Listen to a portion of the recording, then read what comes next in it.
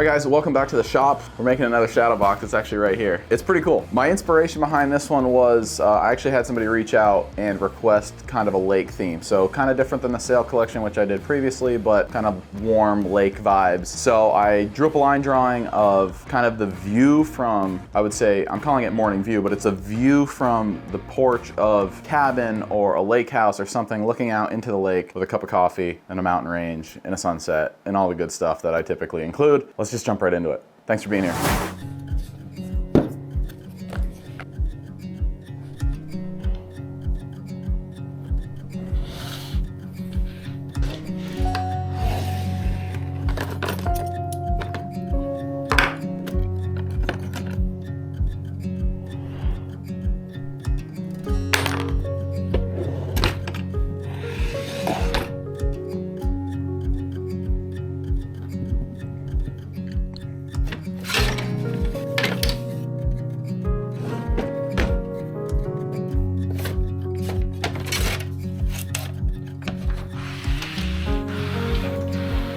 Change all my billing information on all my credit card stuff.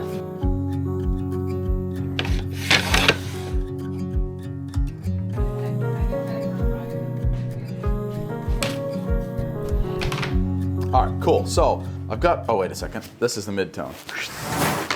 Light tones, mid-tones, darks, black, and then here's a few exotic things I think I'm gonna use for maybe the sun, because there's a sunset thing going on, and then there's a blanket kind of by this person's feet, right? They're kind of wrapped up in a blanket.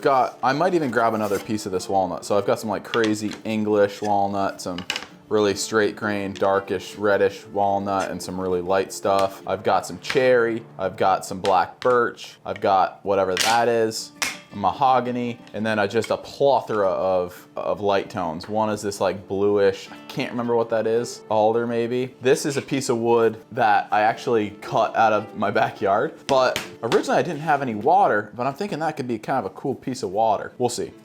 Some holly, some maple, and stuff for the clouds. So yeah, mountains, porch, woodwork. This is gonna go in a cherry frame, so I wanna use a lot of reds and darks.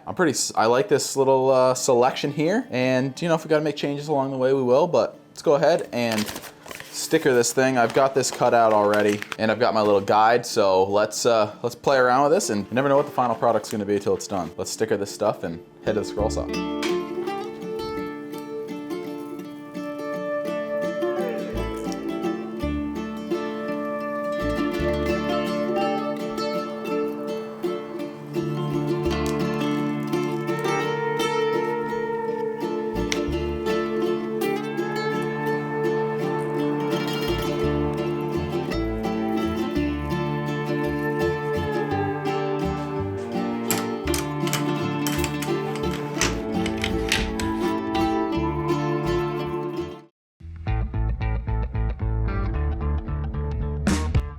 For today's cuts, I'm using exclusively a number 1R modified geometry blade by Pegasus, same guys that make my scroll saw. I've had really good luck with these blades. The modified geometry portion of that just means that the bottom third of the blade, the teeth cut going up, and the top 2/3, the teeth cut going down. So on the upstroke and the downstroke, and that just allows these blades to cut like butter. Like I said, the number 1R is basically the smallest blade you can get in this configuration. But I also sometimes run a 3 or a 5 if I want some more defined just lines in the wood that I'm cutting. But as you can see, this piece has a lot of little teeny tiny curves in this shrubbery or shadowy bush area, which you'll see. And the 1R is just perfect for this. I can scoot around all those corners, hug them nice and tight. And I was really happy with the way this came out, and I don't even think I broke one blade.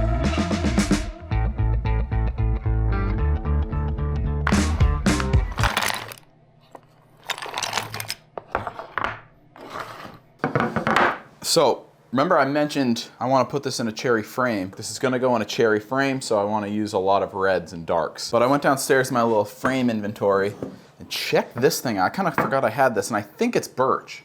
Can you guys see that? It's got some of the coolest looking grain. And it's like a reddish hue. It's even got dust on it, so you know it's been down there a while.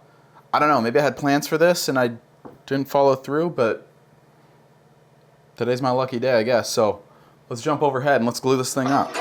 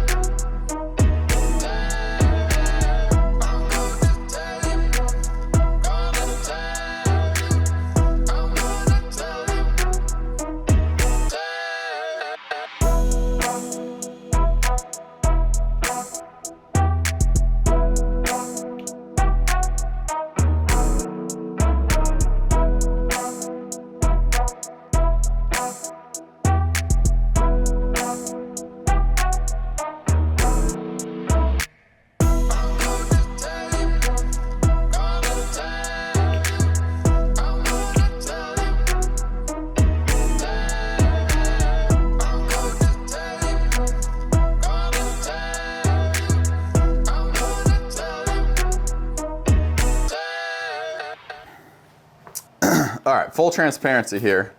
I ran out of 16 by 20 glass, which is exactly what this is, the inside dimension. So I ran over to or a hardware store that rhymes with space and just got hosed on a piece of glass. I pay $5.70 when I buy this glass in bulk, and this was $23. Guarantee it comes from the same spot too. Desperate times, I suppose. Let's not break it. And it's dirty. Huh, interesting.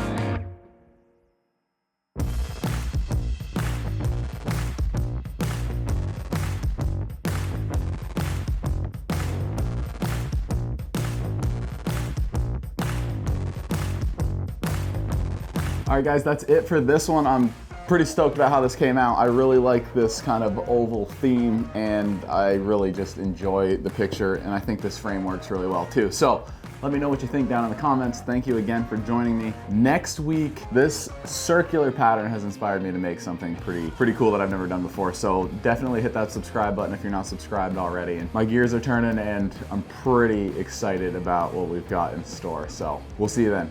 Bye.